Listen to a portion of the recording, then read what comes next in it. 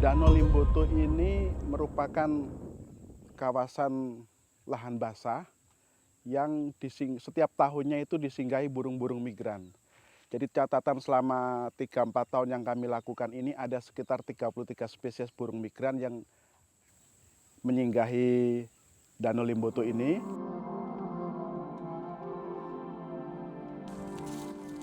Di kalangan penggemar bird watching, Gorontalo memiliki tempat khusus. Di provinsi ini terdapat Important Bird and Diversity Area yang penting untuk menjaga kekayaan hayati negeri ini. Dan salah satu lokasi pengamatan burung yang populer di Gorontalo adalah Danau Limboto.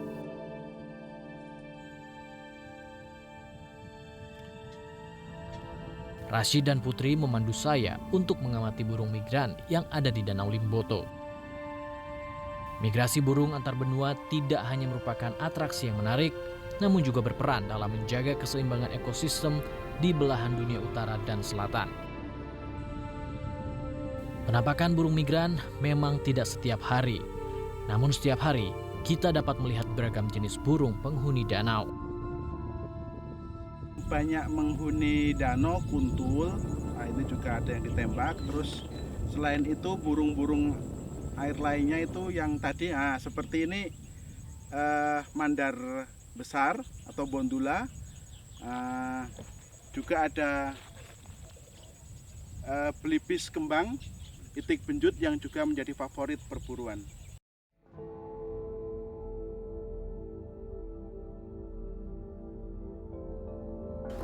Ribuan hektar areal Danau Limboto yang mengering kini beralih fungsi menjadi pemukiman dan lahan pertanian.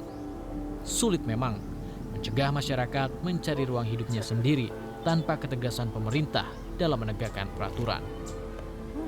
Kawasan ini kan aset yang harus diatur. Oleh karena itu kita menerbitkan perda tentang itu dan itu dibuat oleh provinsi. Termasuk yang kedua adalah RT/RW, rencana tata ruangnya. Mana yang harus dikonservasi, mana yang bisa jadi pemukiman, mana menjadi pertanian, mana menjadi peternakan. Itu satu. Kita ketahui bersama memang pertumbuhan demografi itu berdampak terhadap dua hal ya. Penggunaan lahan yang semakin masif ke daerah kawasan danaunya, okupasi ya. Yang ketiga adalah pemanfaatan danau semakin intensif ya, hingga kemudian terjadi eksploitasi. Nah, kalau tidak ada semacam pandangan yang sama antara kabupaten-kabupaten yang terlibat di situ, yang memiliki kawasan di situ, termasuk pemerintah provinsi, ini akan semakin menekan ekosistem danau semakin tinggi. Gitu. Perubahan fungsi tidak hanya terjadi pada tepian danau. Di dalam kawasan danau pun telah habis dikafling untuk usaha perikanan.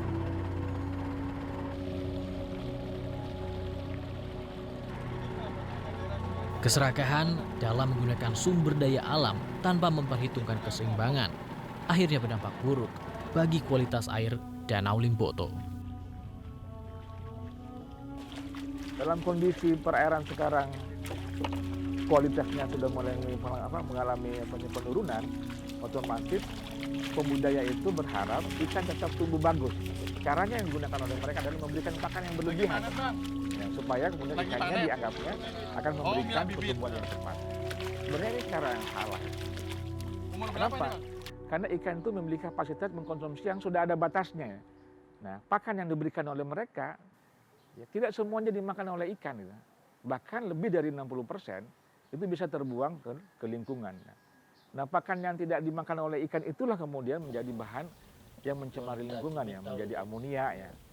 Amonia itu menjadi nitrit dan itu kadang-kadang pada saat peralihan musim dari mulai kemarau menjadi hujan itu terjadi pembalikan gitu.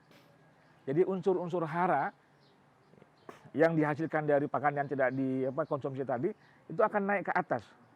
Nah, menjadi H2S kan. Nah, itu akan meracuni ikan-ikan yang kita pelihara itu. Makanya pada saat itulah kemudian banyak ikan mati secara massal itu.